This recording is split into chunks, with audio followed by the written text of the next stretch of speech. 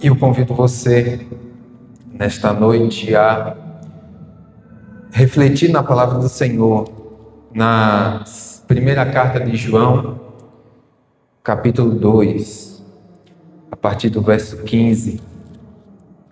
Amém?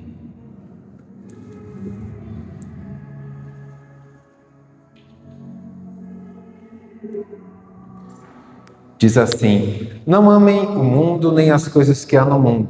Se alguém amar o mundo, o amor do Pai não está nele. Porque tudo que há no mundo, os desejos da carne, os desejos dos olhos e a soberba da vida, não procede do Pai, mas procede do mundo. Ora, o mundo passa, bem como os seus desejos, mas aquele que faz a vontade de Deus permanece para sempre. Amém. Podem sentar. Louvado seja o nome do nosso Senhor. Amém? Bem, nós temos aqui um texto bastante especial da palavra de Deus e o apóstolo João inicia neste capítulo que nós acabamos de ler dizendo que ele está escrevendo essas coisas para que nós não pequemos, mas ele nos dá uma esperança bendita e maravilhosa, que é dizer, se nós pecarmos, nós temos advogado junto ao Pai. E depois de dizer essas coisas, e depois de dizer que Jesus é a propiciação pelos pecados do mundo inteiro, ele diz que nós sabemos aqueles que são de Jesus se olharmos para os seus atos, porque aqueles que são de Jesus guardam os mandamentos do Senhor.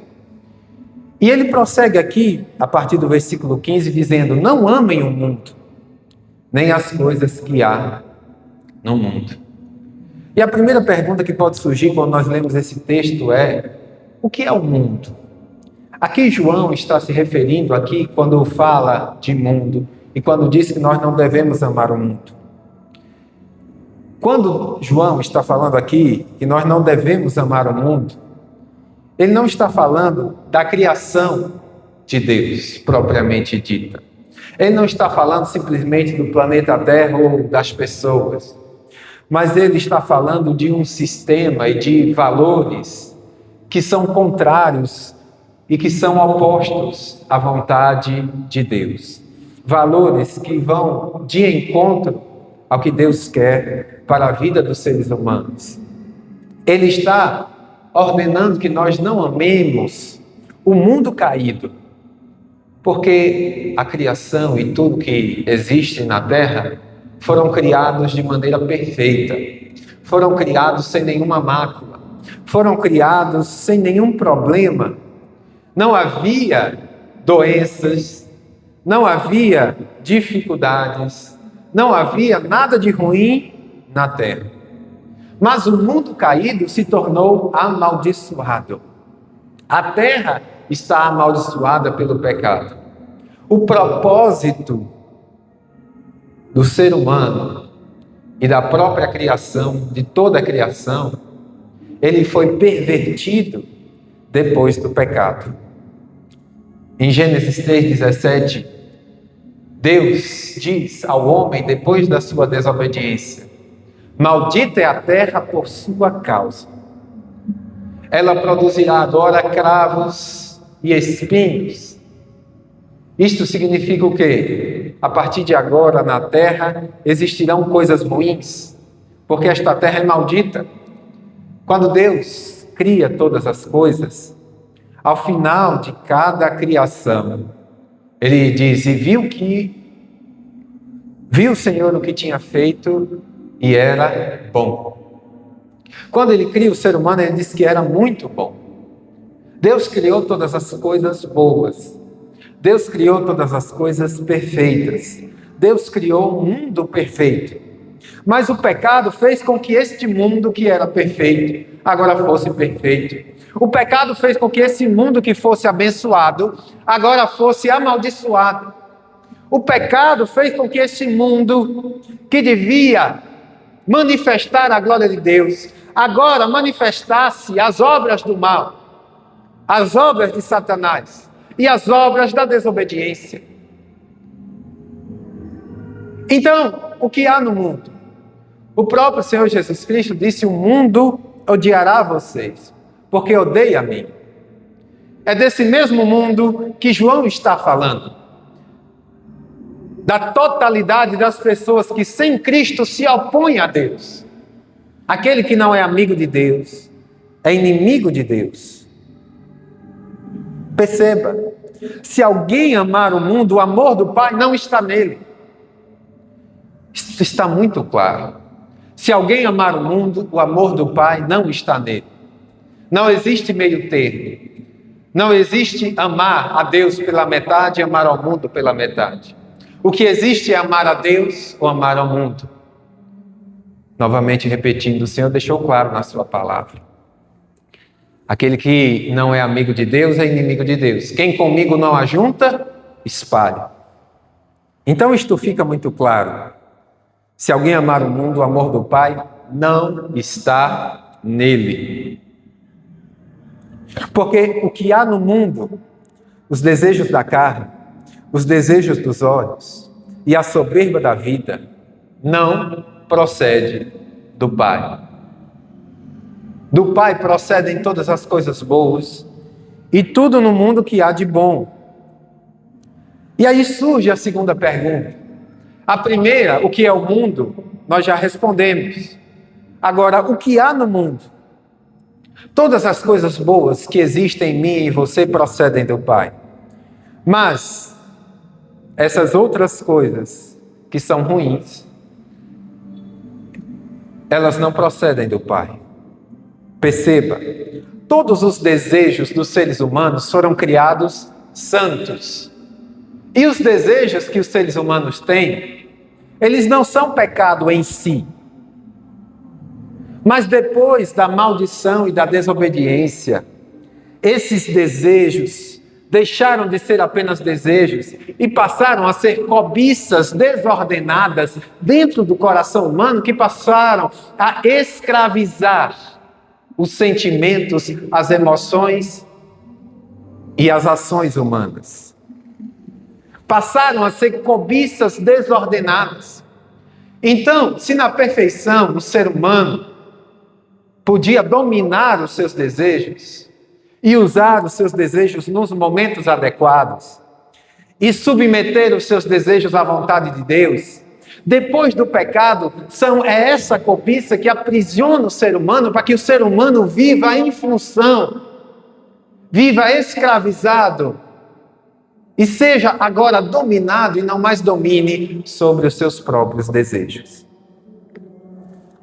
E perceba, João cita aqui 3 tipos: os desejos da carne, os desejos dos olhos e a soberba da vida.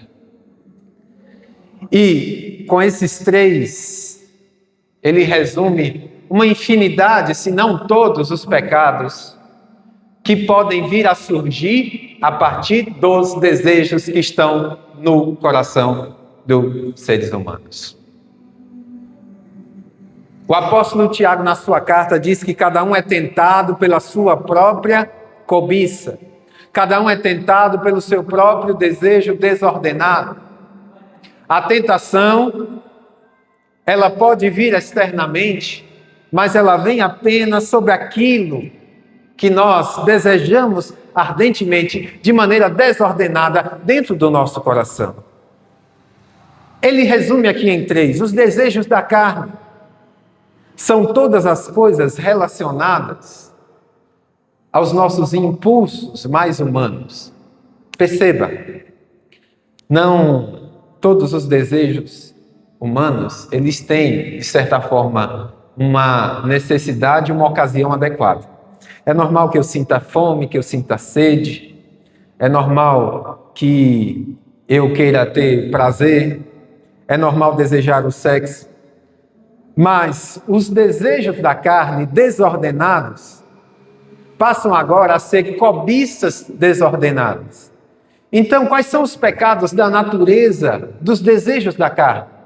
A imoralidade sexual, o adultério, o sexo fora do casamento, a pornografia, a prostituição, a luxúria, a embriaguez, vícios de todo tipo, a glutonaria, comer até se empanturrar, viver para comer, as explosões em raiva e em ira, a total falta de domínio próprio, a busca completa por prazer acima da vontade de Deus e acima de qualquer coisa.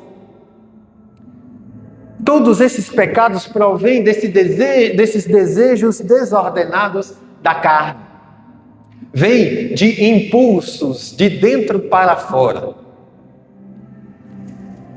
Nós temos um exemplo, na verdade, nós temos vários exemplos de pessoas caindo no pecado pelos desejos da carne.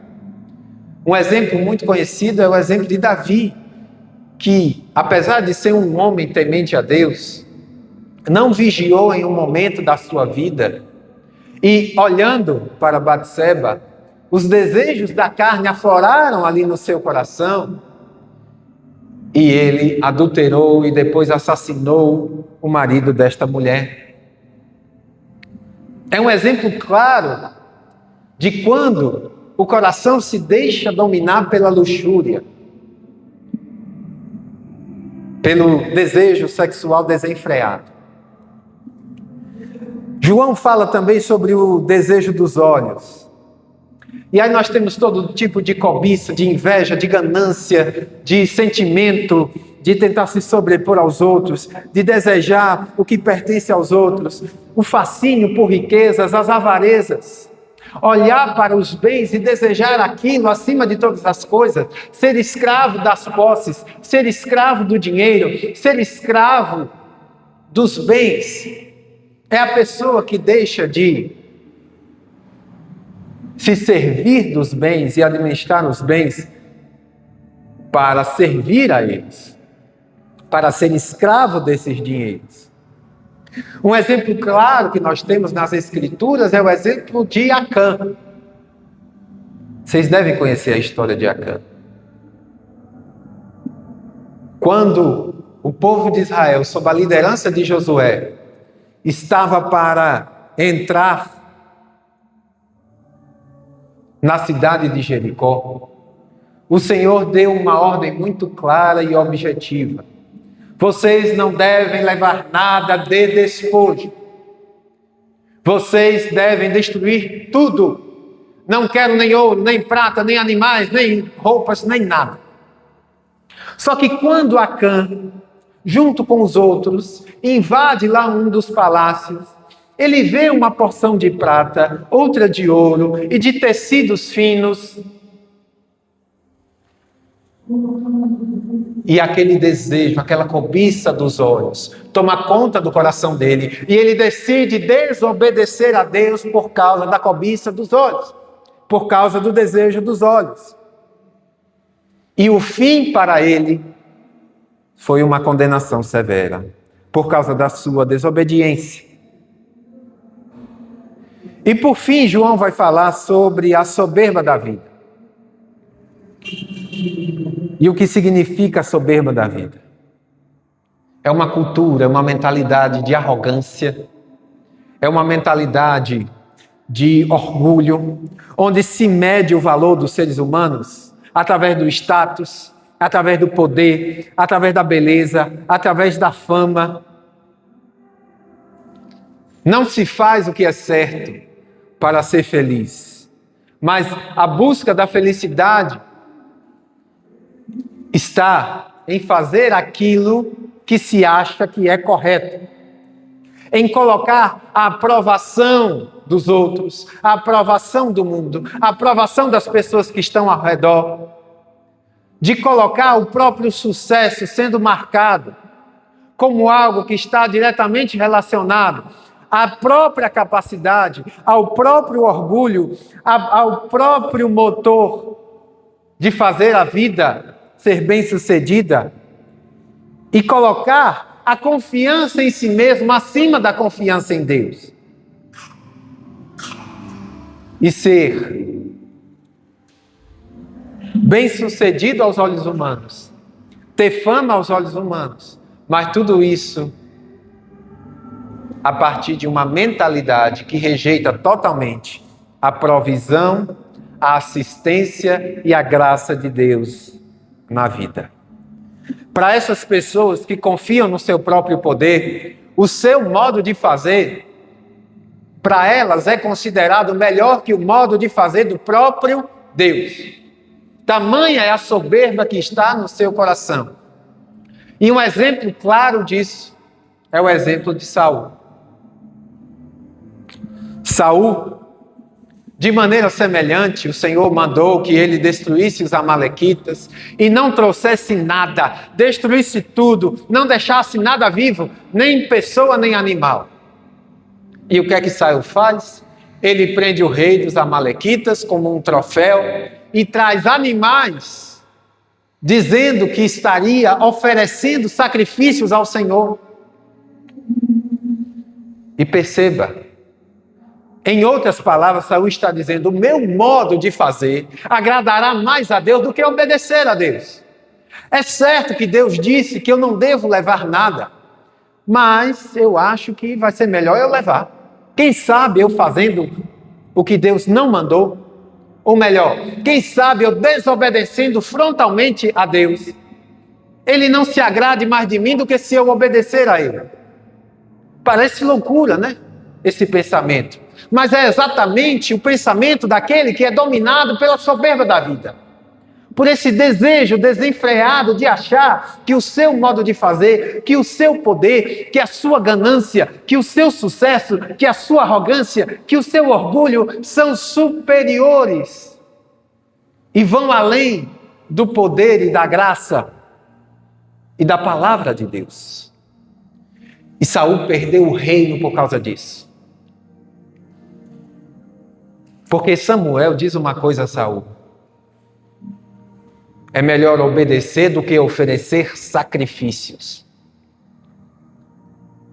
Amém? Eu posso me achar o melhor em todas as coisas e posso achar que o meu serviço é superior em todas as coisas. O meu serviço a Deus. Mas se eu não sou obediente, de nada vale eu querer sacrificar alguma coisa a Deus se eu não o obedeço. Então, o que há no mundo? O que há no mundo são todas essas coisas. Os desejos da carne, os desejos dos olhos e a soberba da vida. Essas coisas não procedem do mundo. Deus criou todos os desejos perfeitos. O pecado depravou esses desejos. A depravação desses desejos não procede do Pai. E no versículo 17 ele conclui dizendo: ora, o mundo passa, bem como os seus desejos, mas aquele que faz a vontade de Deus permanece para sempre. Amém? Aquele que faz a vontade de Deus permanece para sempre. Se uma pessoa dedica a sua vida a viver de maneira desenfreada, a se entregar a todos esses desejos e todos esses pecados e ser escravo das suas próprias vontades e viver sem a liberdade de poder escolher aquilo que agrada a Deus, sem a liberdade de poder fazer aquilo que o Senhor aprova, sem a liberdade de viver e crescer à semelhança de nosso Senhor Jesus Cristo, sem receber a doce e maravilhosa graça do nosso Senhor, ela vai passar junto com todas as coisas que há nesse mundo e viverá distante do Senhor e enfrentará a condenação eterna. Mas aquele que faz a vontade de Deus permanece para sempre. Irmãos, a maior dádiva que nós podemos colher nesta vida, a maior dádiva que nós podemos ter na nossa existência é a salvação, é a vida eterna, é a paz vindoura. O nosso maior prazer, o maior prazer da nossa existência deve ser saber que nós vivemos para Cristo e com Ele viveremos por toda a eternidade. Ao mesmo tempo em que Deus não quer limitar os prazeres e os benefícios que existem nessa vida, A verdade é que Deus quer regenerar os nossos desejos e as nossas vontades, para que esses desejos e essas vontades estejam submetidos à vontade e à graça de Deus. É possível viver se nós buscarmos ao Senhor e tivermos a nossa vontade regenerada. O próprio Senhor promete, no livro do profeta Isaías, no capítulo 1, versículo 19, ele diz assim: se estiverem dispostos e me ouvirem, vocês comerão o melhor desta terra. Mateus 6,33 diz: busquem em primeiro lugar o reino de Deus e a sua justiça, e todas as demais coisas vos serão acrescentadas. É possível desfrutar das dádivas dessa terra e de desejos que estejam em acordo com a vontade de Deus. É possível comer e desfrutar de uma boa comida. É possível beber e desfrutar de uma boa bebida. É possível ter prazer e alegria em muitas coisas. É possível viver a sua sexualidade em plenitude dentro do casamento como o Senhor aceita. É possível ter sucesso e prosperidade neste mundo, desde que você não tome nenhum atalho, seja fiel ao Senhor em todos os seus negócios. É possível ter uma boa vida aqui, se esta vida estiver submetida à vontade de Deus, e se esses desejos, e se esses sonhos e esses planos não estiverem contrariando a submissão à palavra do Pai. Sempre sabendo que o grande objetivo das nossas vidas, que em todo momento nós devemos olhar para o Senhor querendo agradá-lo, sabendo que na eternidade nós desfrutaremos algo infinitamente melhor do que qualquer prazer terreno que temos aqui nesta terra. Esse é o nosso Deus. É um Deus provedor. É um Deus que nos assiste. É um Deus que nos dá graça. É um Deus que nos dá esperança. E mesmo, irmãos, que por causa das circunstâncias, agonias da vida ou tribulações, nós vivamos uma vida difícil, uma vida com muitas lutas, uma vida com muita tribulação e até de privação, nós não ficaremos tristes nem desesperançosos, porque sabemos que ao nosso lado está o Espírito Santo de Deus, que testifica todos os dias em nosso coração que somos filhos de Deus, que viveremos com Ele todos os dias da eternidade e que estaremos junto com Cristo, que é infinitamente maior e melhor que qualquer prazer que possamos viver nesta terra. Louvado seja Deus pela sua palavra. Viva para o Senhor Jesus. Viva buscando a vontade do Pai. Principalmente porque você tem capacidade para fazer isso. Você que é cristão, você que já recebeu a salvação, você foi capacitado pelo Espírito Santo a viver uma vida que agrada a Deus, a viver uma vida que se satisfaz no Senhor, a viver uma vida de obediência ao Senhor. Quem faz isso é o Espírito Santo. Amém? É o fruto do Espírito Santo. Não é obra nossa. O fruto do Espírito nos faz viver em amor e em obediência em todas as coisas. Antes de Cristo, nós não podíamos fazer a vontade de Deus, porque a nossa vontade era controlada por essas cobiças, por esses desejos, por essas concupiscências, por essa vontade depravada. Mas o sangue do Senhor Jesus Cristo restaurou a nossa vontade. A graça do Senhor se manifestou salvadora para nós. E ela nos educa para que nós reneguemos todas essas coisas e vivamos uma vida justa, sensata, piedosa, longe dos desejos da carne, longe dos desejos dos olhos, longe da soberba da vida, mas no crescimento em santidade e na busca por agradar a Deus. Louvado seja o nome do nosso Senhor Jesus Cristo. Coloque-se de pé, vamos orar. O Senhor é bom, a sua misericórdia dura para sempre. Testifique, Senhor, no nosso coração que nós somos teus filhos. Testifique, Senhor, no nosso coração que temos capacidade dada pelo Espírito Santo para obedecer a tua palavra e para fazer a tua vontade. E fala-nos, Senhor, todos os dias de maneira especial, para que sigamos em vigilância e no desejo, antes de tudo, de agradar a Deus. Façamos todos juntos a oração que nosso Senhor ensinou aos seus discípulos. Pai nosso que estás no céu, santificado seja o teu nome. Venha o teu reino, seja feita a tua vontade, assim na terra como no céu. O pão nosso de cada dia nos dá hoje. Perdoa as nossas dívidas, assim como nós perdoamos os nossos devedores. Não nos deixes cair em tentação, mas livra-nos do mal, porque teu é o reino, o poder e a glória para sempre. Amém. Que a doce graça do nosso Senhor Jesus Cristo, o eterno amor de Deus Pai, a comunhão e a consolação do Espírito Santo sejam suas hoje e para sempre, em nome do Pai, do Filho e do Espírito Santo. Amém. Glória a Deus. Tenha uma ótima semana, vá em paz debaixo da graça de Deus.